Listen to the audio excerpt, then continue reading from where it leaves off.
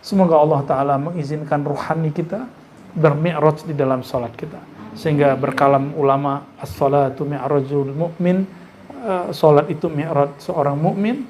Maka berkalamlah Imam Syafi'i. Nah, ini rahasia kenapa setiap makmum mesti baca Fatihah sendiri setelah imam baca. Karena beliau dalam kitab ya, dan kitab-kitab yang lain mengatakan bahwa bacaan munajat seorang hamba, dialog seorang hamba tidak dapat diwakilkan kepada imam yang di depan itu. Mesti bawakan diri kita ikut munajat. Alhamdulillahilladzi faddala nabiyyana bil Isra'i wal Mi'raj. Walhamdulillahilladzi faddala ummata sayyidina Muhammad sallallahu alaihi wasallam bir ru'ya. Walhamdulillahilladzi khassasa ummata sayyidina Muhammad sallallahu alaihi wasallam bil mubasysyarat. Asyhadu an la ilaha illallah, asyhadu anna Muhammadan abduhu wa rasuluhu. Allahumma shalli wa sallim barik ala sayyidina Muhammad. Allahumma shalli wa sallim ala man asrayta bihi laylan minal masjidil haram ila al masjidil aqsa. Allahumma shalli ala man arrajtahu ila as-sama'il ula bal araja ila arshika birahmatika ya Allah ya arhamar rahimin. Allahumma salli wa sallim wa barik alaihi. Amma ba'du, ayyuhal ikhwah, para muallim, Buya Zul Asfi, Buya Aldomi, dan semua guru-guru ya. Ternyata ada Bu Ketua nih ya, Bu Ketua juga. Semoga Allah Ta'ala berkahi semua perjuangan kita. Amin. Kata orang berjuang, apalah yang diperjuangkan? Ya sebiasa aja. Gak usah ngerasa aku ini sudah berjuang, belum apa-apa. Kita hanya melaksanakan tugas kita sebagai hamba Allah Subhanahu wa Ta'ala. Karena Allah mengizinkan kita membaca kitabnya, membaca sabda-sabda kekasihnya, mengajarkan kitab-kitab para ulama yang mewarisi ilmu kekasihnya, maka nikmat ini wajib disyukuri. Semoga Allah menambahi nikmat-nikmat ini setiap nafas kita nanti ya. Karena al-mu'min la yashba' min khairin. Orang-orang yang percaya kepada Allah tidak pernah puas dari kebaikan-kebaikan. Gak pernah mengatakan saya sudah berbuat baik. Yang ada seorang mukmin mengatakan apa? Saya belum sempurna berbuat baik. Nah itulah la yashba' min khairin, gak pernah puas ya. Jadi apapun yang sudah dilakukan, mau diterima gak semua amal ibadahnya, semua perjuangan-perjuangannya? Alaika an tadsa a'malak wa la tashhad af'alak. Ciri-ciri orang yang diterima amalnya, dia tidak merasa dia beramal, dia lupa dengan jasa-jasanya ya. Semoga ini terpatri dalam diri kita semua, amin ya rabbal alamin ya. Kita kembali lagi ke bulan Rajab, dan bulan Rajab salah satu bulan yang saya sebenarnya senang khataman kitab ya. Sahih Bukhari apa gitu, dan itu sudah dimulai di ulama Yaman, ulama Mekah, ulama Mesir dari zaman ke zaman ya. Namun karena kondisi ternyata program kita di awal tahun ini dan sampai bulan depan sangat padat sekali ya. Ada ziarah kubra nanti ya. Zilzilah Thariqah Naqsybandiyah Al-Khalidiyah ke wilayah Sumatera, dan juga itu dipepet langsung dengan kajian hikam di Buaran BSD. Gak ada berhentinya, emang begitu. Kita sampai mati begitu aja, sampai mati ngaji ya. Kalau umur kita dipanjangkan ketemu tanda-tanda akhir zaman yang besar. Kalau tidak ya meninggal duluan. Ya. Tapi jangan meninggal lagi duduk, nggak ngapa-ngapain. Meninggalnya lagi berjuang. Meninggalnya sedang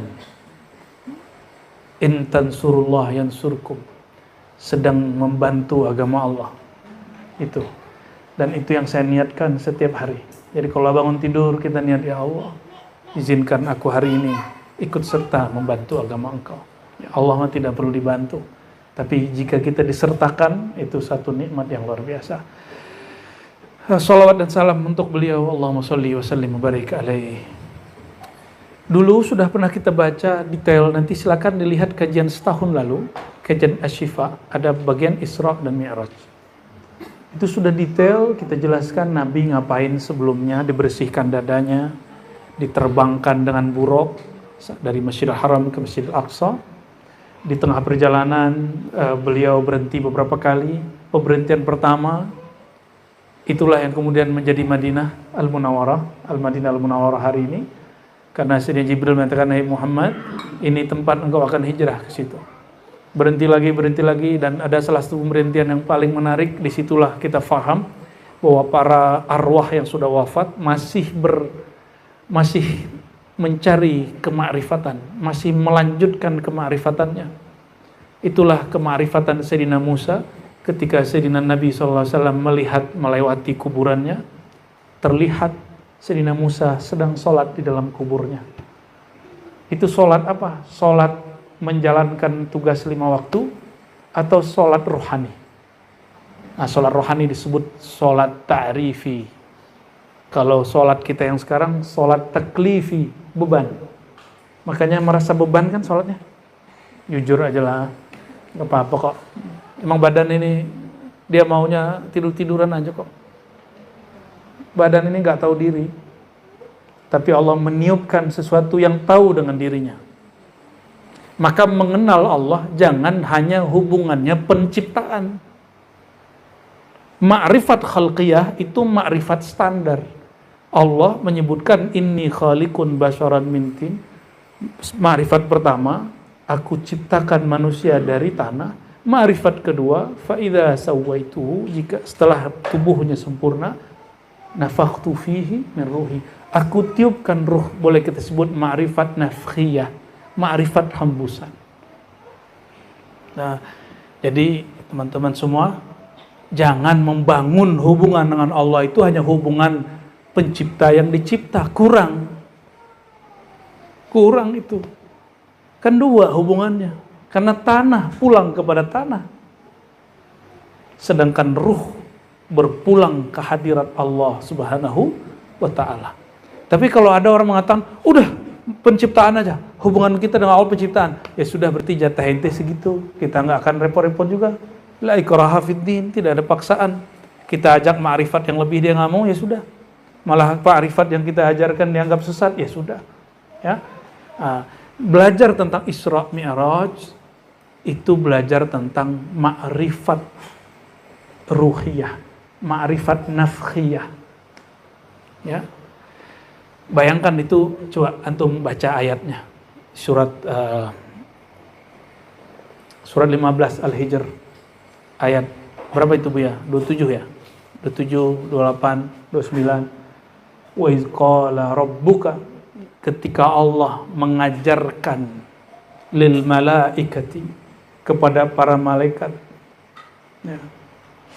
Apa yang Allah ajarkan? Tentang hakikat insan.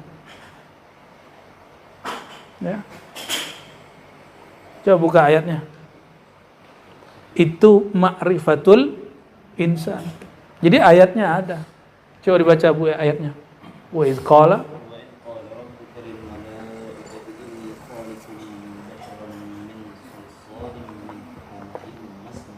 ulangi Bu ya. Ya. Wa idh qala rabbuka lil malaikati inni khaliqun basharan min salsalin min hama'in masnun. فإذا سويته ونفخت فيه من روحي فقعوا له ساجدين. Masya Allah. Terjem ya. Dan ingatlah ketika Rohmu berkata kepada malaikat bahwa sesungguhnya aku menciptakan sesosok bashar dari sofa, Tanah liat. dari tanah liat. Tanah ini semua yang liat bentuknya. Tembikar. Apa sih namanya? Tanah liat yang gitu aja. Terjemahnya tanah liat sudah. Fa'idha sawaituhu, dan apabila kami telah sempurnakan fisiknya, wa nafakhtu fihi min ruhi, dan aku hembuskan padanya fisik itu daripada ruhku, faqa'u lahu sajidin, lalu para malaikat pun sujud kepada Adam. Coba perhatikan. Ini kita pakai ayat. Jadi kajian saya, insya Allah kita jamin semuanya merujuk kepada ayat Quran dan Sunnah. Atau penjelasan ulama yang ahli Quran, ahli Sunnah. Nggak ada yang keluar. Bisa kita buktikan semua. Ya. Coba lihat. Ingatlah ketika Allah, kalau terjemahan harfiahnya berkata, tapi saya menerjemahkannya, ingatlah ketika Allah mengajarkan kepada malaikat. Ini proses, kok tiba-tiba Allah menyuruh sujud. Selama ini kan antum cuma diajarkan, tiba Allah ciptakan malaikat tuh suruh sujud setelah habis disuruh debat. Kan gitu. Ternyata ada ilmu lain di situ. Apa ilmu lain? Maka ulama kita mengatakan sujud itu juga enggak sekali.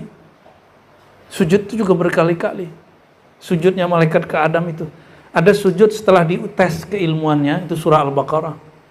Kalau ini sujud ma'rifat. Apa kata Allah kepada malaikat? Inni khaliqun basyara. Hai malaikat, aku menciptakan manusia dari tanah. Betul dia dari tanah, tapi bukan itu yang engkau sujudkan. Ketika aku telah sempurnakan struktur anasir yang 4 di tubuhnya. Fa idza sawaituhu wa nafakhtu fihi min ruhi. Lalu aku hembuskan kepadanya rohku. Kita sudah jelaskan rohku bukan zatku. Rohku ya ruhullah, ruhullah bernama Ahmad. Maka kita sebut Ahmad itu induknya ruh. Ruh. Dari situlah kemudian ditiupkan dari ruh, ruhullah Ahmad, ditiupkan ke dalam. Gak usah pakai istilah-istilah faid. Kita nggak nolak istilah itu. Gak usah pakai istilah apa lagi, isyraq. Kita nggak nolak istilah itu. Ada semua dalilnya. Kita nggak nolak istilah tanwir, faid. Tapi ini mustalah Qur'ani, istilah Qur'ani. Kalau dalam kajian tafsir Quran, ya, ada tafsir maudhu'i berdasarkan lafaz. Itu juga ada, berdasarkan mustalah. Ya, apa kata Allah? Nafakhtu. Maka boleh disebut ma'rifat nafkhiyah. Atau dengan objek yang dihembuskan. Apa yang dihembuskan? Ruh. Maka disebut ma'rifat ruhiyah. Berarti yang di depan yang pertama ma'rifat basyariyah. Ini sebutan-sebutan aja. Ma'rifat al-insan terbagi 2. Ma'rifat tentang hakikat manusia ada 2. 1 basyariyah, 2 nafkhiyah atau ruhiyah. Jadi ke Allah itu jangan hanya penciptaan. Ke Allah itu juga hubungan hembusan. Isinya Rahman dan Rahimnya Allah Subhanahu wa ta'ala. Setelah ditiup, nah coba perhatikan. Malaikat sujud setelah penciptaan tubuh atau setelah ditiup? Jadi sujudnya kepada roh atau kepada jasad? Rohnya.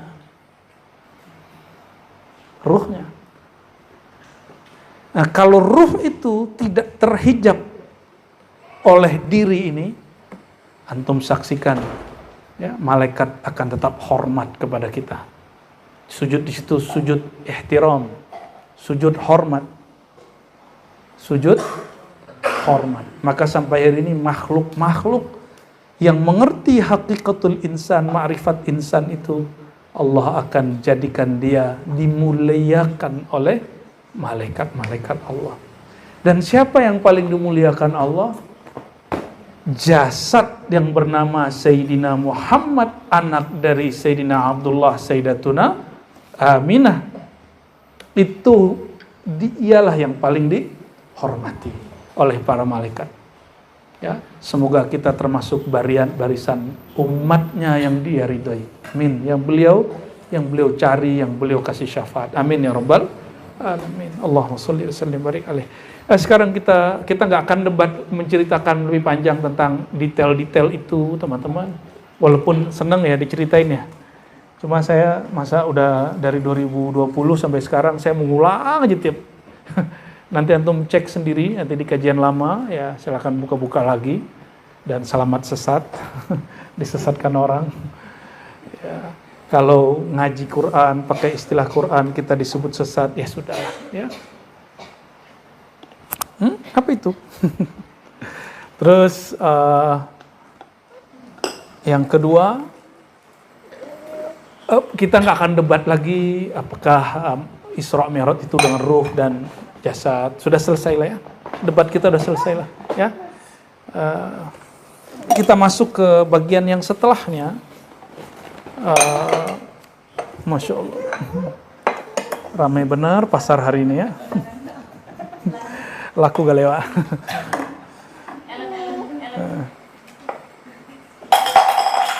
Ramai benar. Kita nggak akan bahas apakah Isra Mi'raj itu tidur, bangun. Menurut saya sudah finish ya, sudah selesai. Minimal menurut sahabat ribat lah. Ya di luar terserah mereka. Jadi kita nggak perlu lagi mempertengkar masalah itu.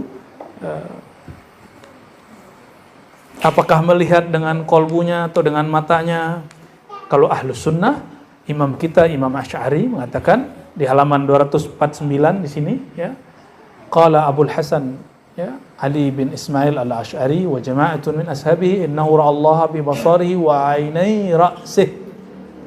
Allah dilihat oleh baginda Nabi Muhammad SAW dengan basornya dan dengan dua mata kepalanya. Itu gimana caranya? Itulah caranya. Caranya itu mesti mengerti ma'rifat. Ma'rifat apa? Ma'rifat yang tadi kita buka di depan. Ma'rifatul insan.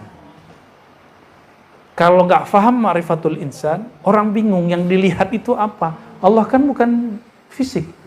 Iya, Allah nggak fisik. Tapi kan Allah maha zahir. Betul? Surat Al-Hadid, huwal awwalu wal akhiru wal zahiru wal batin. Allah itu zahir. Iya zahir, iya batin. Ya. Jadi yang dilihat oleh Nabi Muhammad SAW itu apa? Allah sisi zahirnya. Apa yang zahir? Itu yang dijadikan rahasia. Itulah rahasia yang jika dibuka, orang banyak jadi zindiq. Maka tidak boleh dibuka serampangan. Gitu ya. Kalau orang-orang Arab sudah biasa bersyair, ra'aitullaha fil alam, aku lihat Allah di alam. Melihat Allah di alam apa? Perannya Allah, perbuatan. Berarti yang dilihat tidak hanya objek namanya zat. Ya. Tapi kalau Sayyidina Nabi SAW itu lengkap. Pernah melihat orang, kita sama teman kita beda persepsi, beda nggak? Kita mau hilang, dia begini loh, menurut teman, nggak begitu. Bisa nggak? Kenapa? Tergantung seberapa jauh dan kacamata apa yang kita pakai. Kira-kira begitu. Contoh lagi ngelihat debat capres-cawapres. Menurut kita orang ini songong, tapi menurut pencintanya enggak, itu keren. Ya, menurut kita orang ini goblok. Menurut orang lain enggak, justru itu pintar, kritis. Itu beda-beda persepsi. Karena persepsinya berbeda, kita nggak bisa maksa orang dengan persepsi kita. Ya, maka kita nggak usah paksa juga orang mengatakan siapa yang tidak percaya Isra Mi'raj dengan tubuh dan jasad kafir. Nggak begitu. Kitab ini mengumpulkan pandangan ulama salafus soleh, dan tidak ada kata sepakat ke ulama ahlus sunnah bahwa Isra Mi'raj itu dengan jasad dan ruh. Jumhur ulama udah selesai. Tapi bagi saya, kami al-faqir, indi wallahu alam, al-mi'raj ruhan wa jasadan. Mi'raj itu Isra Mi'raj ruh dan jasad. Tapi kita sadari kita nggak akan maksa orang. Kan nggak ada juga ayatnya, hadisnya. Siapa gitu, yunkir, siapa yang mengingkari al-Isra wal Mi'raj birruhi wal jasadi faqad kafar gitu misalnya. Siapa yang mengingkari Isra Mi'raj dengan ruh jasad kafir. Kan nggak ada juga. Ada nggak? Nggak ada. Maka jangan paksa orang, jangan ada-adakan fatwa yang tidak ada di zaman Rasulullah SAW. Itu tadiyu'ul awqat, membuang-buang waktu. Nah, hari ini kajian-kajian ilmiah kita sibuk di hal-hal yang tidak ilmiah. Ya. Jadi berhenti di hal-hal yang tidak ilmiah. Mau ngambil? No. Ya. Tolong Kak. Tolong ambil Kak.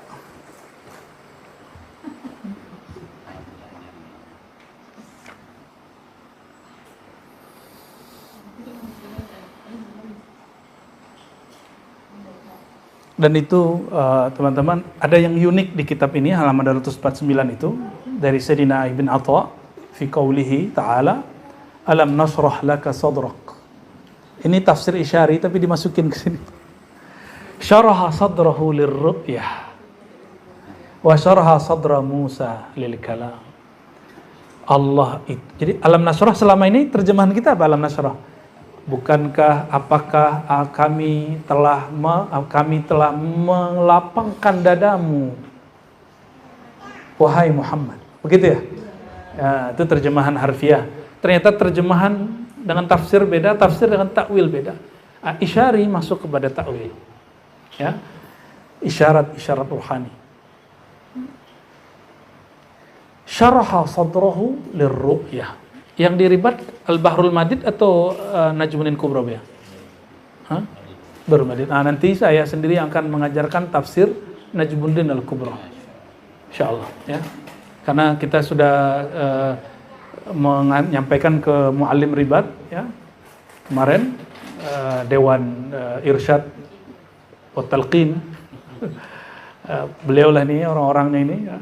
Kita akan melestarikan ilmu-ilmu yang sanad kita nyambung ke mereka, dan setiap tariqat Khalidiyah, Naqsyabandiyah Khalidiyah, dia bersambung ke Maulana Najmuddin Al-Kubra Abul Jannab. Tariqat Kubrawiyah. Antum belajar titik latifah yang 7, itu beliaulah orang yang mengurainya dengan baik, termasuk natijah-natijah zikir. Ya. Nanti kita akan mulai ya, insyaallah. Nanti ada majelisnya lah. Saya sebenarnya pengen ada majelis khusus bahasa Arab, cuma kan kasihan antum yang nggak bisa bahasa Arab ini. Nantilah ya. Jadi ada waktu santai-santai. Jadi di mana duduk ada sempat buka kitab kayak gitu. Ya. Insya Allah. Ya. Jadi terjemahannya apa di situ?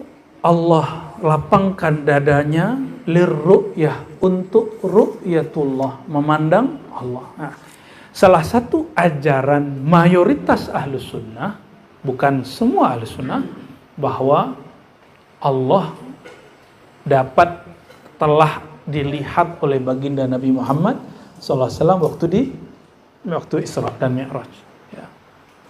Dan mereka beda pendapat lagi mengenai nanti di akhirat. Tapi ijma' ulama ahlus sunnah, di akhirat ijma' sepakat bahwa nanti pasti ru'yatullah, bertemu Allah. Sedangkan kelompok Mu'tazilah, mereka bersyahadat, berarti mereka nanti juga akan ujungnya mungkin diselamatkan oleh Allah SWT, ya. Tapi mereka tidak akan dapat melihat Allah. Kenapa? Mereka berprasangka Allah tidak dapat dilihat, ya. Jadi kita nggak usah repot-repot maksain orang Mu'tazilah untuk nggak percaya, ya udah biarin aja. Untuk percaya dan nggak percaya kita nggak ada urusan, ya.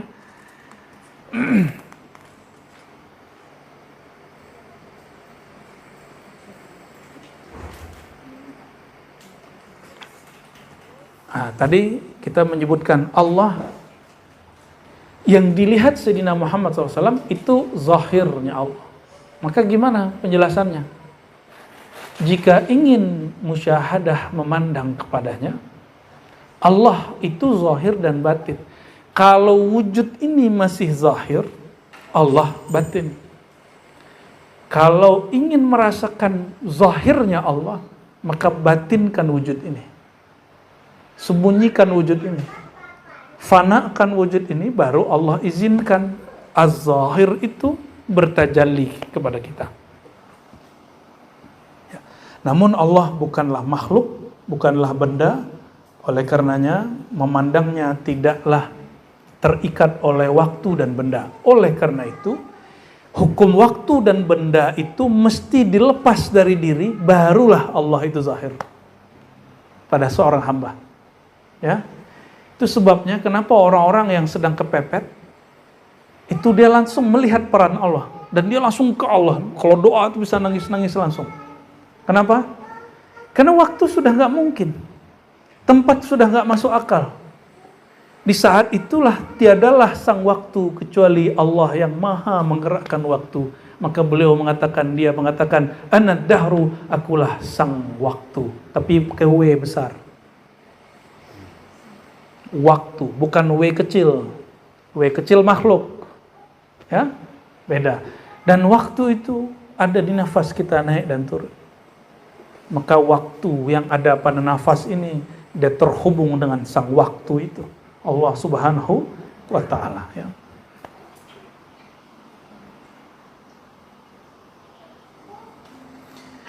Kita sekarang masuk ke 253.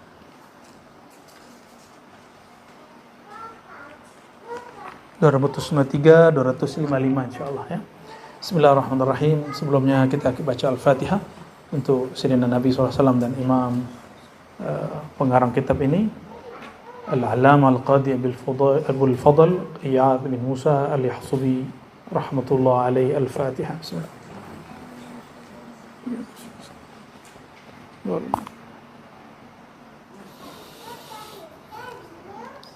Wa amma ma warada fi hadhihi al-qissah. Adapun ya, yang datang mengenai kisah ini tentang kisah Isra Mi'rajnya ya. Min munajatihi, dari munajatnya. Ini teman-teman yang dalam kurung sikut itu bukan dari teks, itu dari editor. Ya, kurung sikut itu dalam ilmu manuskrip itu dijelaskan ya. Wa kalamihi, mengenai kalamnya, ma'ahu, bersama Allah SWT. Biqaulihi, ini ada surat An-Najm. Jadi teman-teman, Al-Isra di surat Isra ayat 1, Mi'raj di surat An-Najm. Mi'raj di surat An-Najm. Fa'auha ila abdihi ma'auha. Maka dia mewahyukan, membisikkan kepada hambanya apa yang mau dia bisikkan, sesuka-suka apa yang mau dia kalamkan. Inilah yang termaksud, yang ada di dalam hadis Nabi ya. Fa aktsarul mufassirin ala anna al-muhi Allahu ila Jibril wa Jibrilu ila Muhammadin sallallahu alaihi wasallam. Kebanyakan ahli tafsir, ini perhatikan, ahli tafsir bukan Nabi.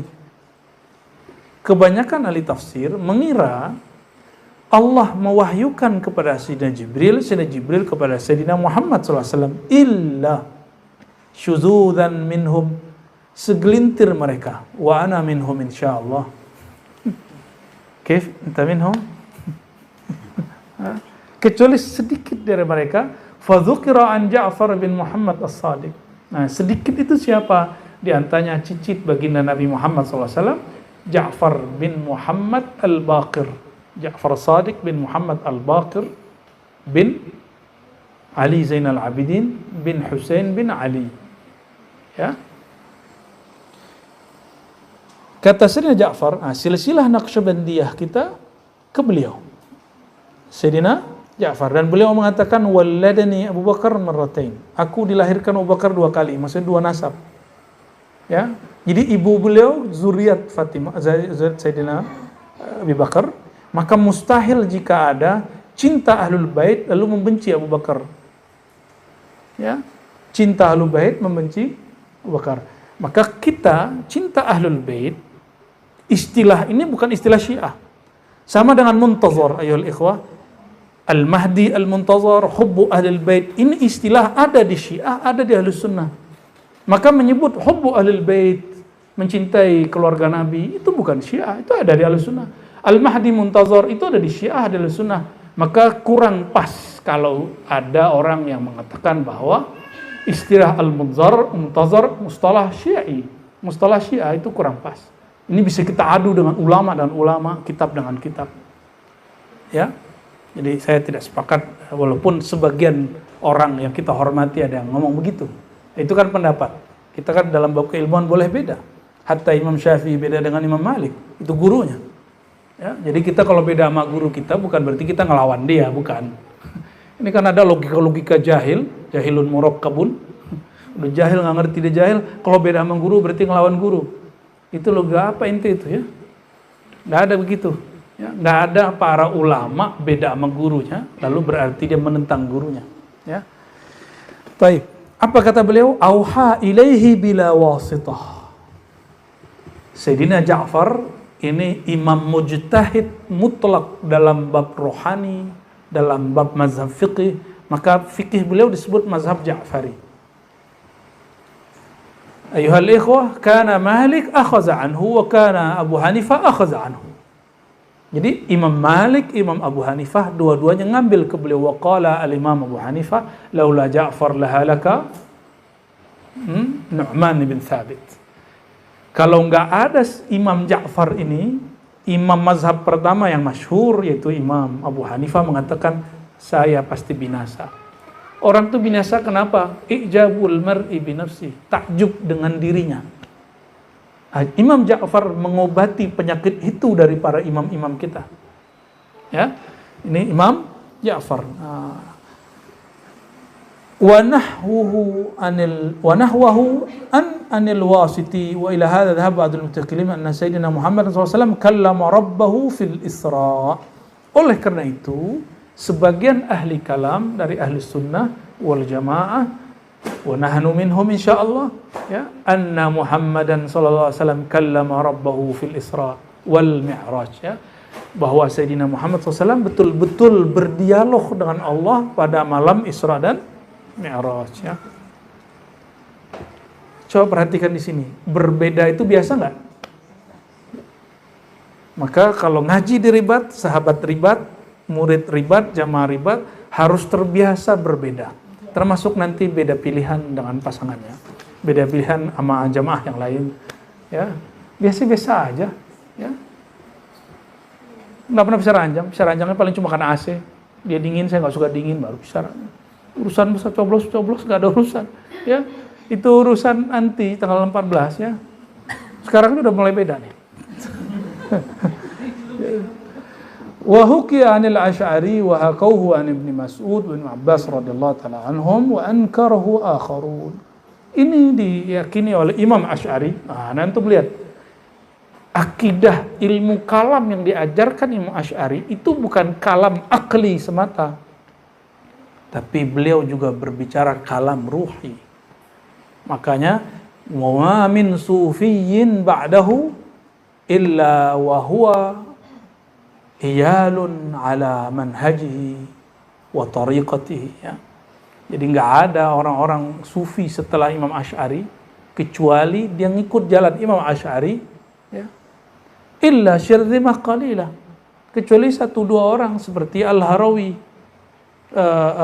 siapa yang pengarang itu dia Al-Harawi namanya, yang Manazilus Sa'irin itu, ya.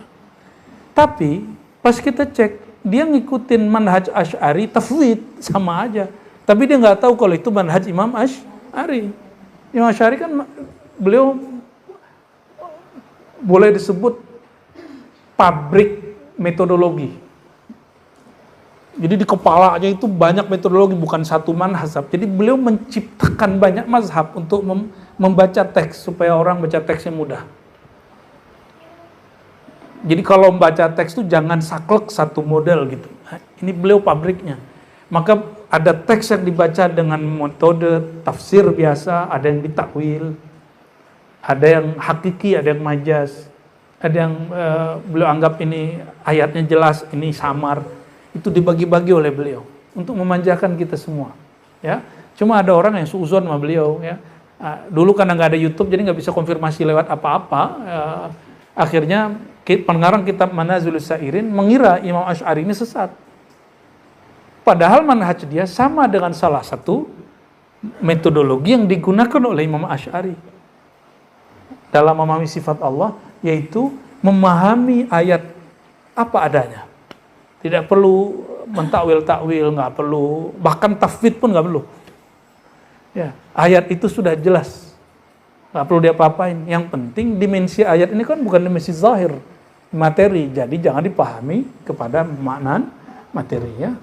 Selamat pusing kepala ya. Ternyata ini juga diyakini oleh beberapa sahabat seperti Sayyidina Abdullah bin Mas'ud, Sayyidina Abdullah bin Abbas, itu meyakini bahwa baginda Nabi Muhammad SAW langsung diwahyukan Allah Subhanahu wa taala. Ini hadza aqrabu ila shawab, ini lebih mendekati kepada al-haq, kebenaran. Kenapa? Antum udah diberikan penjelasan berulang-ulang oleh guru-guru di sini. Nabi Yuna Muhammad SAW diundang naik ke aras, sedangkan Jibril tidak. Cukup nggak tuh? Cukup nggak ini bukti? Percaya nggak di kisah itu? Kisah itu bukan dongeng, itu ada di Sahih Bukhari, ada di Sahih Muslim, Sunan Abu Daud, Tirmizi, semua kitab hadis induk menyebutkan itu. Oke? Oleh karena itu, ulama bertanya, kok Jibril nggak boleh naik? Karena Jibril kalau naik dia kebakar. Nabi Muhammad SAW naik tidak terbakar. Tinggian mana? Hebatan mana? Maka kita tahulah setelah itu, kalam Allah yang turun ke Sayyidina Jibril itu beda dengan kalam Allah yang turun langsung ke Sayyidina Muhammad SAW. Kenapa Sayyidina Jibril tidak dapat gelar kalimullah? Karena kalam yang didengar Sayyidina Jibril pun sudah perantara. Kalam Allah itu tidak dicipta, tapi yang didengar Sayyidina Jibril itu sudah suara, sudah ciptaan. Ciptaan ini wadah daripada kalam yang tidak berhuruf dan bersuara itu. Itu yang masuk ke beliau. Sedangkan Sayyidina Nabi Muhammad SAW, beliau langsung mendengarkan kalam Allah Subhanahu wa ta'ala. Ya. Sayyidina Musa dengarnya di mana? Di Tur? Gak naik ke atas. Maka Sayyidina Musa itu ruhnya yang mi'raj, jasadnya tetap di bumi. Walaupun kisahnya di Bukit Tursina, itu dimensinya bukan di Tursina lagi. Karena ayat itu bukan materi. Yang mendengar dari Sayyidina Musa itu bukan materi beliau. Jadi jasadnya tetap di Tursina, tapi rohaninya sudah mi'raj. Yang diizinkan naik dengan jasad dan ruh itu Sayyidina Muhammad SAW. Oleh karena itu, orang yang mempunyai nasab kepada tubuh baginda Nabi Muhammad SAW itu dapat berkah yang luar biasa, yang dia mesti syukuri tiap hari.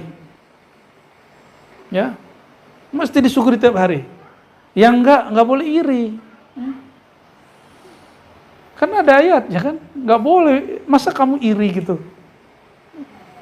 Hari ini kan banyak orang iri.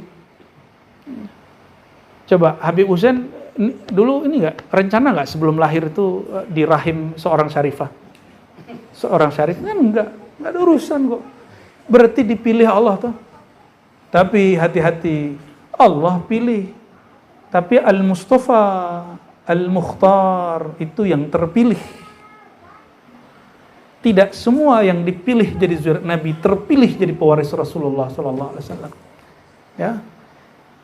Maka kalau kita belum terpilih jadi pewaris Rasulullah SAW, bersamailah orang yang terpilih, walaupun nasab dia tidak dipilih. Ya, dan jangan iri kepada orang yang bapak ibu dia dipilih mewarisi nasab baginda Nabi Muhammad SAW. Ya, jadi bagi saya nasab Wali Songo sahih, nasab yang ada di Robitoh Alawiyah benar. Jadi saya nggak mengingkari dua-duanya, saya percaya. Justru ini jawaban. Dulu kita bertanya-tanya, kenapa di Robitoh Alawiyah tidak tertulis nama zuriat Nabi SAW jalur Wali Songo. Ternyata ya wajar, karena cuma menulis zuriat Ba'alawi. Sedangkan dari jalur Musa Al-Kazim, si Ahmad Rifaiyah kan masuk sana ya. Al-Ahdal beda jalur. Al-Ahdal di Yaman semua itu. Itu barengan dengan jalur Ba'alawi di atas itu, barengan semua. Tapi nggak masuk RA. Ya. Terus gimana? Solusinya cuma satu, ya. Jalur selain Ba'alawi buat Robitoh sendiri, selesai. Karena yang jalur selain Ba'alawi tidak perlu isbat ikrar penetapan dari jalur Ba'alawi, karena dia bukan Ba'alawi. Terus jadi orang-orang Robitoh Alawiyah tidak salah ketika mengatakan kami tidak mengikrar nasab Wali Songo, juga tidak menolak. Udah benar itu, mauqif itu udah benar. Cuma orang salah faham, termasuk sebagian oknum daripada habaib ini salah faham, menolak nasab Wali Songo yang lebih awal datang. Dan saya bingung, ini orang-orang kok ngaku ini lebih pribumi. Loh, kalau ente memang zuriat Wali Songo juga pendatang. Ente sama-sama pendatang di sini. Iya, sama-sama pendatang kok rame.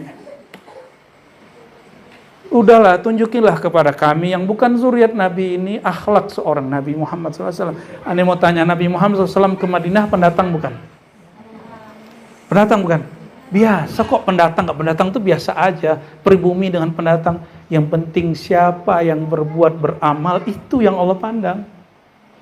Repot-repot amat ya. Maka alhamdulillah Buya Ribat nggak ikut serta debat-debat nasab ya. Kita menghormati semua orang yang mengaku bernasab. Ya, terserah dia punya bukti nggak punya bukti, urusan dia. Karena salah satu dosa besar menasabkan diri bukan ke ayahandanya yang asli. Apalagi menasabkan diri kepada Rasulullah SAW. Kecuali bab rohani. Dalam ilmu hakikat semua ruh kita bersumber dari babur ruh. Maka salawat abati Rasulillah assalatu wassalamu alaika ya abati, wahai ayahanda abaruh, itu bukan bab nasab. Itu bukan bab nasab. Kami nggak ada urusan dengan nasab. Kita cinta zuriat Nabi SAW, walaupun matanya sipit, walaupun dia bersarung, walaupun dia bercelana, bukan berserban. Yang penting di darahnya ada darah baginda Nabi Muhammad SAW. Karena tubuh itu sudah Allah pilih untuk naik ke Arash.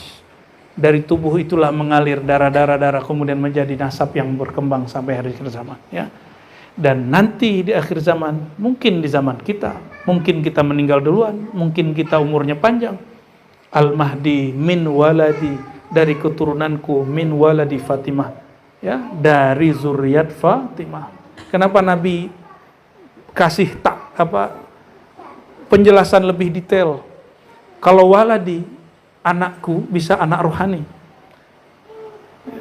Tapi kalau disebut min waladi Fatimah, berarti mesti anak rohani dan nasab. Ya. Hati-hati teman-teman, ini sudah mulai nih ya, dari tahun kemarin ya, pertengahan tahun mulai rame. Pertengahan tahun kemarin, ini puncak-puncaknya ini. Ya, ini salah satu kejadian aneh di 2024 itu adalah orang perang nasab ini. Ya. Nah, kita nggak mau ikut serta, kita cuma mendoakan Allahumma aslih dzata bainina, Allahumma aslih bainahum. Ya. Semoga Allah islah antara mereka. Ya, khair. Ini kemana-mana bisa nyambung kemana-mana kajiannya. Ya. Mengikuti kontekstualnya.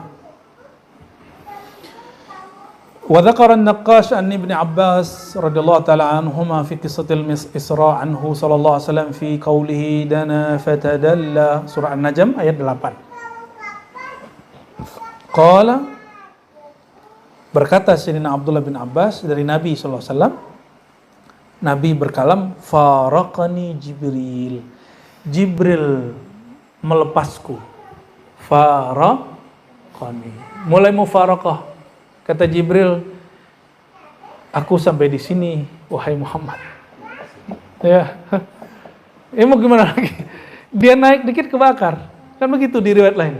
Sayyidina Jibril naik dikit kebakar. Berarti tubuhnya baginda Nabi Muhammad SAW, nurnya lebih murni dan lebih mulia dari nur yang ada pada tubuh malaikat Jibril. Ada tubuhkah Jibril? Ada. Namanya al-jism an-nuri. Jisim nur, jisim cahaya. Ini ada cahaya nggak? Itu jisim, namanya jisim latif. Maka bernamalah jisimnya malaikat itu al-jismul latif an-nur atau an-nuri al-latif. Begitu. Yang halus dan sifatnya cahaya. Dan dia lebih halus dari cahaya ini. Kecepatannya melebihi kecepatan cahaya matahari, sinar matahari. Itu nurnya malaikat Jibril. Tubuh Sayyidina Muhammad SAW lebih cepat dari itu. Antum bisa bayangkan, ya, bisa bayangkan bagaimana Sayyidina Jibril mengatakan, kalau saya ikut, aku yang hancur, hai Muhammad. Ya, jadi siapakah yang guru, Sayyidina Jibril atau Sayyidina Muhammad SAW? Ya. Wan qata'at al-aswat anni, berhentilah suara-suara dariku. Maksudnya berhentilah suara makhluk, suara yang sifatnya hudus. Fasami'tu kalam rabbi, karena kalam-kalam jasad, kalam-kalam jisim sudah berhenti, maka barulah terbit yang batin tadi, yang sifatnya sifat azaliyah tadi, barulah sami'tu kalam rabbi. Ini jadi rumus dalam ilmu suluk. Kapan engkau akan mendengarkan suara batinmu? Jika engkau mulai menutup akses suara zahirmu. Itulah ada yang disebut mati sebelum. Putuskan suara jasad ini dulu, baru suara yang dalam ini hidup. Baru dia jelas. Kif? Wukuf, naam, min mustalahi, ya. Fasami'tu kalama rabbi, maka aku mendengar kalam Rabbku, kalam yang tidak berhuruf-huruf yang makhluk, tidak bersuara dengan suara makhluk. Apakah itu? Wallahu a'lam bissawab. Hanya Nabi SAW dan pewaris-pewarisnya yang tahu, yang merasakannya dan yang menzaukannya. Wa huwa yaqul liyahda raw'uka. Ini dimaknai, diterjemahkan oleh baginda Nabi SAW, liyahda raw'uka ya Muhammad, udnu, ya. Ya, bersiaplah engkau hai Muhammad, naiklah engkau hai Muhammad, mendekatlah, udnu, itulah dana fatadalla, mendekat. Maka bertanyalah beberapa murid kepada gurunya, kalau begitu Rasulullah memandang Allah mesti berhijab nggak? Masih ada penghalang nggak? Masih ada tirai nggak? Hah? Nggak ada? Serius? Kalau nggak ada, mana yang hamba, mana yang Tuhan nanti? Mesti ada. Mesti ada. Maka hijab itu ada yang perlu dibuka, ada yang tetap dipertahankan. Maka bernamalah Nabi SAW dalam solawat, dalam solat Masyisyiyah, al-hijab al-a'zam. Betul? Hijab ini jangan disingkapkan. Engkau singkapkan, engkau akan kurang ajar kepada Rasulullah SAW. Ngangkat hijab guru kita, ayahanda kita. Coba tiba-tiba ibu kita lagi duduk terus kita buka jilbabnya, gimana? Kurang ajar nggak? Itulah orang-orang yang kurang ajar berhakikat, yang mengatakan diriku Allah, di dalam diriku Allah, tiadalah aku kecuali aku itu Allah. Orang-orang begini su'ul adab kepada Rasulullah SAW, kan dia membuka hijab, karena hijabnya belum tentu begitu juga, ternyata salah buka hijab. Ya, jadi kenapa hari ini orang, jadi kita diizinkan buka kajian ma'rifat mesti berlandaskan dalil. Semua yang kita sebutkan ada dalilnya. Hatta nama ruh ada dalilnya. Walaupun nggak semua orang terima, nggak ada apa-apa. Ini aja nggak semua orang terima kok. Imam Qadiyat ini dikecengin sama Imam Zahabi. Apa nih kitabnya banyak hadis palsu. Selevel Imam Qadiyat digituin. Masa Ar-Razi nggak digituin orang kan? Biasa aja. Nggak semua dalil kita diterima orang. Jadi teman-teman, inilah akibat ya, belajar hakikat tidak pakai adab. Adab apa? Al-adab al-Muhammadi. Ya, adab Sayyidina Muhammad sallallahu alaihi wasallam. Ini sepanjang nih Buya ngaji hadis, Buya ngaji tafsir. Adakah riwayat Nabi mengatakan ana Allah? Aku Allah, ada nggak? Nggak ada. Sang aku itu Allah, ada nggak? Nggak ada. Aku ini Muhammad perwujudan Allah, ada nggak? Nggak ada. Nggak ada, Nabi ngomong gitu. Satu riwayat pun, bahata riwayat ahli hakikat nggak ada. Nggak ada kan? Oleh karena itu, ini hijab yang mesti tetap. Maka tidak semua hijab dibuka. Kalau hijab dibuka, tiadalah hamba. Nggak ada lagi hamba. Yang ada hanya Rabbuna tabaraka wa ta'ala. Hanya ada Allah Ta'ala. Itu yang disebut oleh Ibnu Arabi, yang dikafir-kafirkan orang yang tidak paham. Ya, beliau berbicara di bab itu. Dan beliau nggak pernah mengatakan wahdatul wujud. Ya. Insyaallah sebelum puasa, ya, itu buku terbit nanti ya, tentang Ibnu Arabi. Ya, Aqidah Ibnu Arabi. Insyaallah terbit. Nggak gede bukunya. Nanti ini bisa jadi bahan untuk teman-teman, karena orang hari ini banyak mengkafir-kafirkan Imam Ibnu Arabi karena masalah hulul ittihad, wahdatul wujud, tajalli dan segala macamnya. Ya, insyaallah. Mursal udah nggak sabar nih mau baca kayaknya. Allahumma sholli ala sayyidina Muhammad. Jadi apa kaidahnya? Ini boleh dicatat. Kullu hijabin yurja ay yurfa illa hijabuhu. Kullu hijabin yurja ay yurfa illa hijabuhu al-a'zam sallallahu alaihi wasallam. Semua hijab diharapkan terangkat tirainya kecuali hijab baginda Nabi Muhammad sallallahu alaihi wasallam. Maka kajian hakikat ma'rifat manapun yang tidak menyertakan al-hijab al-Muhammadi fahuwa dhallun mudillun syaitaniyun ala wujudil insan. Ya, itu bukan ma'rifat warisan baginda Nabi Muhammad, itu ma'rifat syaitan. Nauzubillah min. Tapi kalau ada orang begitu, kita nggak musuhi. Kalau dia mau diskusi, kita perbaiki, saling memperbaiki. Siapa tahu ada yang halal di kita, yang kurang di kita tambah dari dia, atau ada yang kurang pas di dia, kita ikut membantunya. Ya, saya keliling ya dan mengikuti kelompok-kelompok ini, menelusuri mereka. Di situ kita paham, oh kebanyakan yang ngajarkan ilmu hakikat hari ini, ilmu ma'rifat ini bukan ahli hadis. Maka jangan heran kalau mereka keliru menyebutkan hadis. Sebagian juga nggak pakar bahasa Arab, maka juga jangan heran kalau mereka salah bahasa Arab. Masa dia sebut ada ustadznya ngomong begini, kan yang benar a'rafun nas billah a'rafum bi anfusihim, kan gitu. Orang yang paling kenal Allah, yang paling kenal dirinya, sama dia a'rafun nas billah a'rafun nas. Ya, itu kan dia cuma mendengar dari telinganya, nggak pakai ini, nggak ngerti bahasa Arabnya. Nah, yang begitu kita nggak salahkan. Mungkin dia bahasa Arabnya standar, bahkan di bawah standar. Maksud dia baik. Nah, kita kalau ada orang berbagi-bagi kebaikan, bukan kita cari-cari kesalahannya. Kita maklumi. Saya punya guru lebih nggak sekolah lagi. Ya. Nggak bisa. Alam Nasrah aja salah kalau baca ayat. Ya. Tapi kalau udah ngomong tauhid, ngelewat kita semua. Ya. Jadi kalau ada orang buka kajian ma'rifat, kita bilang alhamdulillah dia sudah boleh buka.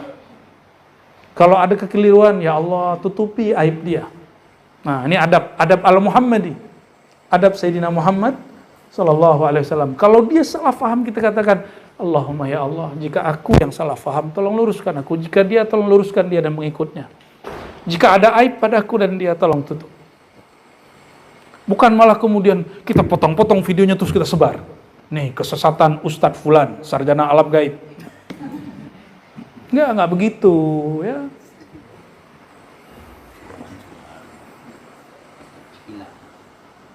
Malah diseminar-seminarkan, dicari-cari kesalahannya. Maksud ente beragama apa, ya kan? Ini orang, heran saya kita sama orang-orang begitu. Yang hidupnya hari-hari jadi juri terhadap orang lain. Dan tidak pernah menjadi juri terhadap dirinya sendiri. Nauzubillah min zalik, ya. Allahumma salli ala sayyidina. Wa qad ihtajju fi hadha biqoulihi tabaraka wa ta'ala wa ma kana li basharin ay yukallimahu Allah ta'ala. Ya. Tidaklah ada, ini ayat ya, bukan nukilan. Tidaklah ada seorang bashar, manusia, ini bashar nih. Allah ajak dia berdialog illa. Nah, ini metodologi Allah berkalam. Gimana cara Allah berkalam? Kaifiatnya gimana? Satu, wahyan. Allah langsung bisikkan tanpa ada perantara. Dua, min wara'i hijab, mesti melalui hijab. Wahyan itu hijab juga. Itu namanya al-hijab az-zati. Al-hijab az-zati. Inilah yang disebut al-hijab Allah azam pada diri Sayyidina Muhammad sallallahu alaihi wasallam. Bayangkan Quran turun ke gunung, hancur enggak gunungnya?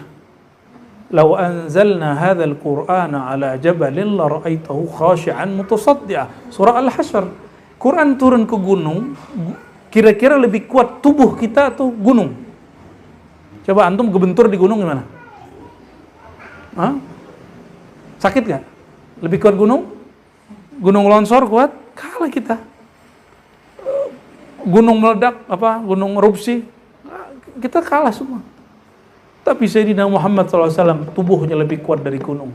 Gunung diturunkan kalam, dia langsung longsor, langsung meledak. Jadi gunung Merapi di mana-mana erupsi, itu karena turun kalam. Tapi Nabi Muhammad SAW diturunkan kalam, batuk aja enggak beliau. Cuma keringat doang turun. Nabi turun kalam musim dingin. Madinah itu kan ada musim dinginnya. Dinginnya banget. Itu Nabi cuma keringatan doang. Itu kalau rasa zikir itu turun langsung Allah, nggak tahan kita. Ya benar nggak? Ya malam Jumat, malam Sabtu kemarin, masya Allah. Ya kan pada request zikirnya jangan ditahan-tahan Buya. Ayo kita hajar. Kita keluarkanlah zikir Qadiriyah Samaniyah itu kemarin kan. Ampun juga pada sakit pinggang. Kan kita teropong-teropong juga itu pinggangnya. Aduh, pada sakit pinggang. Suaranya pada habis. Malah teriak-teriak habis itu, ya Allah adalah matinya. Cukup ya, cukup. Sampai jam berapa? Ya Alhamdulillah. Ya. Ngundang-ngundang sih ya. Nah, nanti ada masa teman-teman. Antum kita mulai zikir jam 9, berhenti jam 2. Ada lagi masa berhenti jam 3.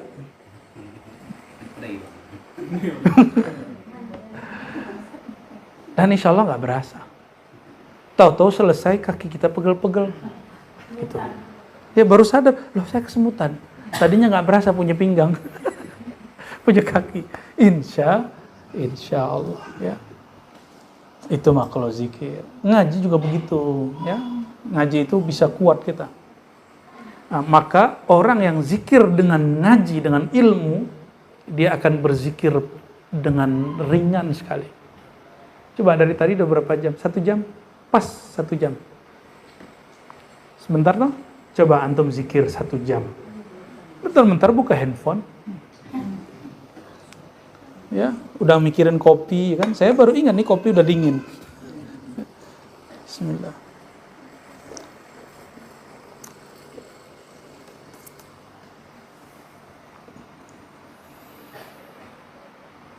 Yang berapa tadi? 1, 2, 3. Yursila rasula. Allah utuslah pembawa pesan. Sayyidina Jibril itu rasulul malaikah, pembawa pesan dari kalangan malaikat. Nah, ini coba ilustrasi. Saya dikirimi surat oleh raja dari tanah Minangkabau, Raja Datuk Buya Aldomi.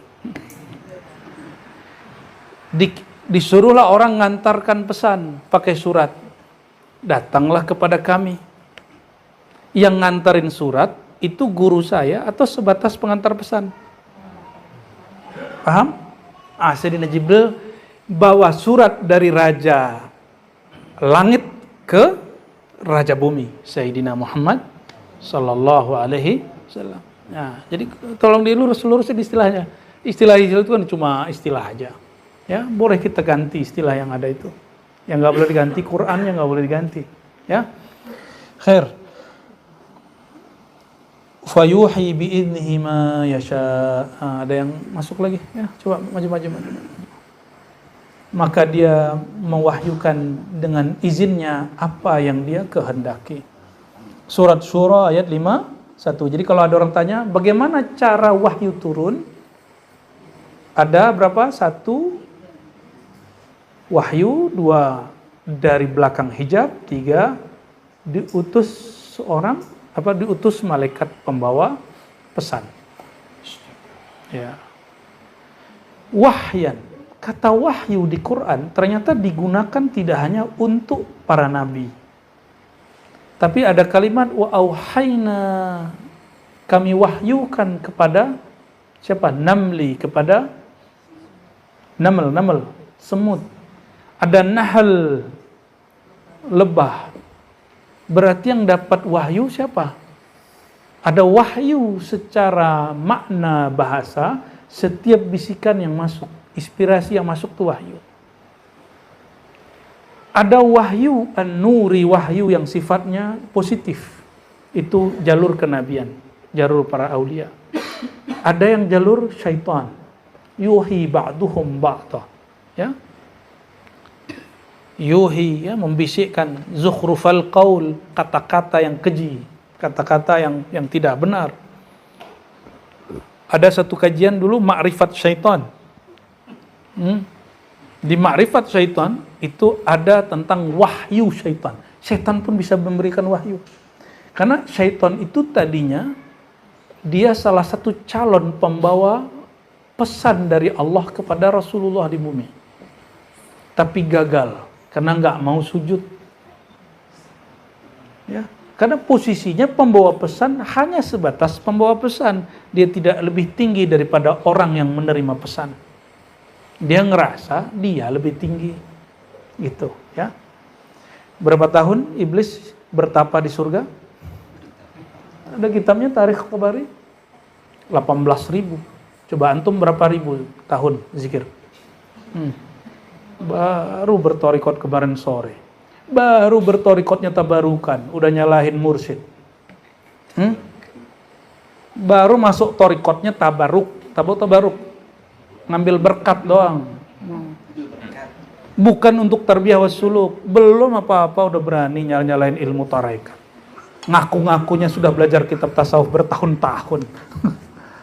Nah, ini harus kita betul-betul nggak boleh diam. Mereka berbangga dengan kejahilannya, antum harus berbangga dengan ilmu yang diwariskan guru. Nggak boleh diam-diam aja kita sekarang, ya. Siap debat, Bu ya? Nanti kalau ditantang debat, kalau nantangnya benar kita terima, lu jual gua beli. Nanti, Bu ya, sekarang belum. Ya. Tapi cara dia benar, gitu. Caranya pas. Kalau dianya bohong, dianya nggak ilmiah, nggak tulus juga ngajak, kayak ngapain? Dia bukan ingin mencari kebenaran, tapi sedang ingin membuli orang yang sedang mencari kebenaran. Nah itu kita nggak masuk itu. Nggak usah duduk sama mereka, nggak usah bermajelis sama mereka. Ya percuma antum. Nanti kalau duduk tuh cuma ngomongin orang aja nantinya.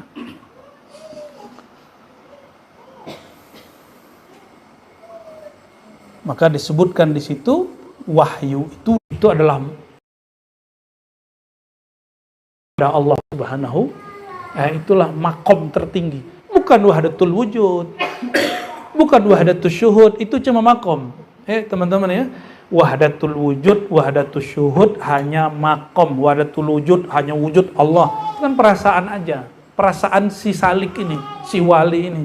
Wahdatul syuhud kemanapun memandang Allah. Memandang dalam yang banyak satu, dalam yang satu banyak. Itu hanya makom. Itu suatu saat akan ditinggal.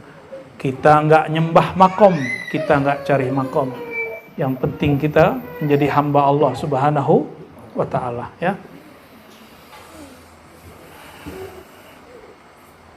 Wa qad qila al-wahyu huna huwa ma yulqihi fi qalbin Nabi sallallahu alaihi wasallam duna wasithah.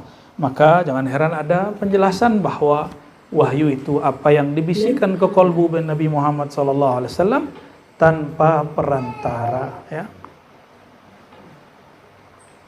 Waqad dzakara Abu Bakr al-Bazzar an Ali, an Sayyidina Ali karramallahu wajhahu fi hadits al-Isra. Nah, Imam Bazzar ini punya kitab, judulnya Musnad al-Bazzar.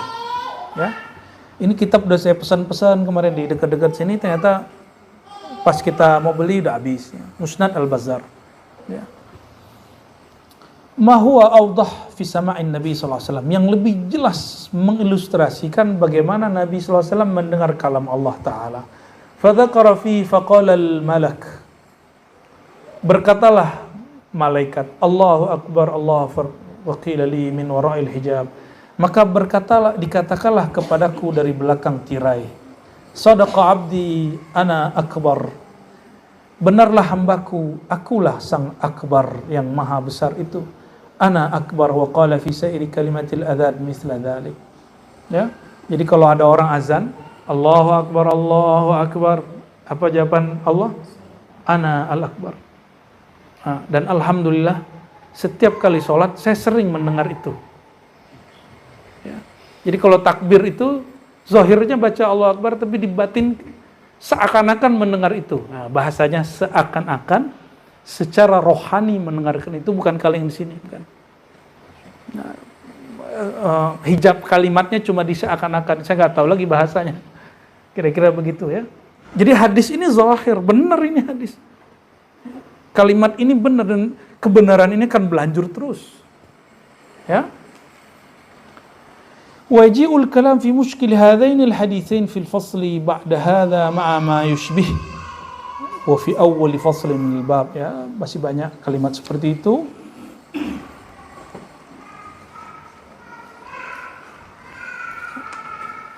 Sudah mau habis, dikit lagi lah ya. Langsung kita ke wa amma ya. Ma warada min ad-dunu wal qurb lailatul Isra. Ya. Wa amma ma warada fi hadits Isra wa zahirul ayah min ad-dunu wal qurb min qoulihi ta'ala, halaman 255 kalau di kitab ini. Yang dimaksud dana fatadalla dunu ya. Wal qurb fakana qaba qausaini au adna, antara beliau dan Allah Ta'ala hijabnya hanya 2 busur. Hijabnya hanya 2, tapi ini 2 busur sana, bukan 2 busur sini. 2 busur sana, bukan 2 busur. Karena 1 lapis hijab itu sama dengan langit dan bumi digabung. Ini 2 busur. Ya. Fa aktsarul mufassirin, kebanyakan ahli tafsir menerjemahkan anna ad-dunu wa tadalli munqasimun ma baina sayyidina Muhammadin wa Jibril. Kebanyakan ahli tafsir terjebak memahami itu hubungan Sayyidina Muhammad dan Sayyidina Jibril, karena dalam pikiran mereka Jibril gurunya Nabi sallallahu alaihi wasallam. Au mukhtassun bi ahadihima min al-akhar au min sidratil muntaha, atau lebih khusus dari itu atau dari sidratul muntaha. Qala ar-Razi, nama saya muncul di situ. Nama saya bukan saya itu ya. Qala ar-Razi, ini kitabnya ada di atas ya. Tafsir Fakhrur Razi. Qala Ibnu Abbas, huwa Muhammadun dana fatadalla min rabbih. Coba, itu surat An-Najm ayat 8 dan 9. Perhatikan. Yang di rumah mungkin buka tafsir. Coba perhatikan surat An-Najm ayat 8 9. Dana fatadalla. Ya. Dana secara harfiah artinya dekat. Siapa yang dekat? Sayyidina Muhammad dan Jibril atau Sayyidina Muhammad kepada Allah? Dijawablah oleh beliau dari Ibnu Abbas bahwa itu Sayyidina Muhammad SAW min Rabbih, kepada Allah Subhanahu wa Ta'ala. Lalu mendekat, tambah mendekat, tambah mendekat, tambah mendekat. Di mana itu? Itu di puncaknya Arsy. Di puncaknya, bahkan sudah lewat itu Arsy. Sudah habis itu Arsy. Udah ujung-ujungnya Arsy sudah itu ya. Jadi kalau langit 7, Arsy lebih lagi. Ya, Ibnu Arabi pernah buka rahasia itu. Udah kitabnya udah dicetak itu. Unaqa Maghrib apa Maghrib ya judulnya. Ya. Dan beliau menyebutnya 15. Jadi aras itu 15 lapis. Saya ingat saya itu 15. Kif, ya? Raf-raf 7. Jadi Lauh Mahfuz, kursi, raf-raf. Lauh Mahfuz takdir. Terus di atasnya kursiullah. Sidratul Muntaha itu di Lauh Mahfuz itu, ya. Karena berkaitan dia. Terus kursi ini bukan kursi begini. Hanya Allah yang tahu, ya. Dan orang-orang yang diizinkan ke sana, yaitu Sayyidina Muhammad SAW. Lalu raf itu tangga-tangga aras. Sayyidina Jibril hanya diizinkan melihat sampai tangga. Itu ujungnya itu yang disebut Sidratul Muntaha, itu awal dari tangga aras. Nggak boleh lagi naik. Nabi Muhammad SAW langsung. Maka ayuhal ikhwah, al-mi'raj mi'rajani. Mi'raj itu 2 jenis, bukan kalinya berapa, enggak, kalinya berkali-kali. Mi'raj samawi wa mi'raj arsy. Ada mi'raj langit, ada mi'raj arsy. Ini mi'raj arsy. Mi'raj langit tertulis di dalam hadis. Secara zahir dialognya apa, semua. Sedangkan mi'raj arsy tertulis di hadis cuma nyempil di ujung hadis aja. Ya. Ilmu nggak ada habis-habisnya, nggak ada habis-habisnya. Mi'raj arsy. Setelah itu ada mi'raj, ada lagi. Cuma kan nggak semua dibuka oleh baginda Nabi Muhammad SAW. Tapi nanti kalau antum cek hadis-hadis tertentu nanti kelihatan. Ada lagi. Maka Nabi bisa cerita alam sebelum aras. Sebelum aras itu makhluk atau bukan? Makhluk, benar? Serius? Benar, makhluk gak? Kita bisik-bisik kita nih. Makhluk gak aras itu?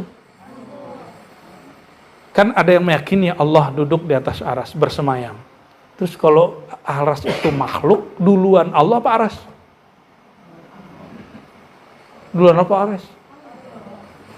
Oke, Allah, benar? Serius nih? Atau adanya aras bersama Allah?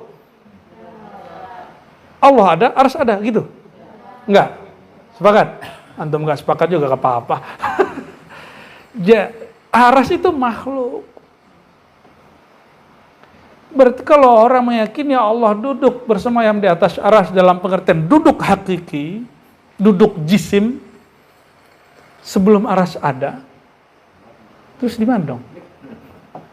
Jadi kekeliruan Syekh Ibn Taimiyah, makanya Imam Al-Ala Al-Bukhari mengatakan yang bilang dia Syekhul Islam kafir, sampai begitu. Kita nggak sepakat dengan Al-Ala Al-Bukhari, ya. Kenapa? Loh kan dia ijtihad. Keliru ya keliru aja, jangan kafir. Apa kata beliau? Orang yang meyakini bahwa Allah tidak bersemayam di atas aras sama dengan mengatakan Allah tidak ada.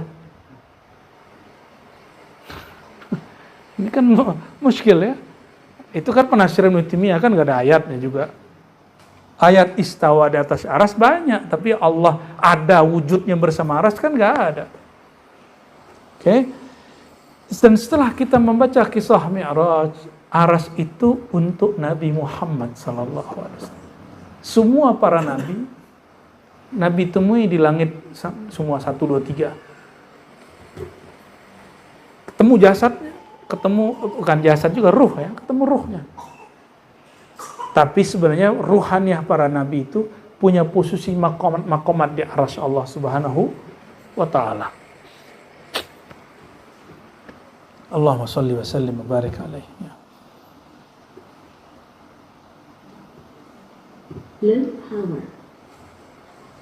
Apa? Suara dari jin itu, ya.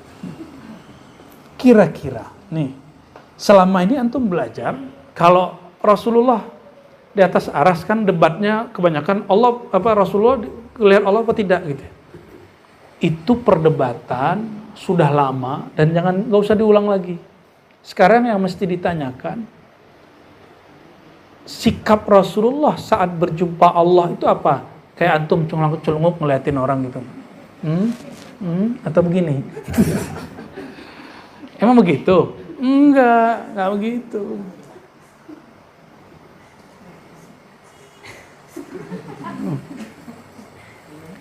Sayyidina Adam ditiupkan ruh ke dalam dirinya, malaikat sujud. Waktu jumpa langsung sujud. Waktu Sayyidina Muhammad SAW jumpa dengan Allah, bertemu dengan zat yang maha meniupkan itu, maka ia pun sujud. Jadi perjumpaan Sayyidina Muhammad SAW itu bentuknya bersujud. Sujud itulah yang dikekalkan menjadi amalan umat Nabi Muhammad SAW, dan dia menjadi sholat. Itu rahasianya. Dan itu berkali-kali sujudnya, sujud, bangkit lagi, sujud, bangkit lagi, begitu. Ya. Bukan Nabi niru malaikat, Nabi nggak perlu niru malaikat, malaikat niru Nabi. Ya. Tapi zahirnya secara syariat, iya. Jibril datang ngasih tahu, karena dulu nggak ada Wikipedia, nggak ada wiki nggak ada Wither, nggak ada jam, maka malaikat ngajarin nih jam zuhur dari jam segini-segini, hai Muhammad. Itu perangkat Allah Subhanahu wa Ta'ala. Oleh karenanya, ayyuhal ikhwah, ini nikmat dari Allah Subhanahu wa Ta'ala. Ya. Kita baca satu hadis penutup di kalimat hadis 496-nya, 256, halaman 256. An Anas fi sahih araja bi Jibril la sidral muntaha wa dana al-jabbar rabbul izza fatadalla hatta kana minhu qaba qausaini aw adna fa auha ilaihi bima syaa wa auha ilaihi 50 salatan, sampai akhir hadis.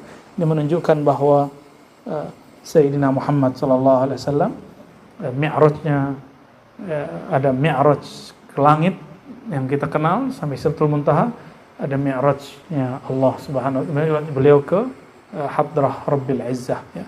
Semoga Allah Ta'ala mengizinkan ruhani kita bermi'raj di dalam salat kita, sehingga berkalam ulama, as-salatu mi'rajul mu'min, salat itu mi'raj seorang mukmin. Maka berkalamlah Imam Syafi'i. Nah, ini rahasia kenapa setiap makmum mesti baca Fatihah sendiri setelah imam baca.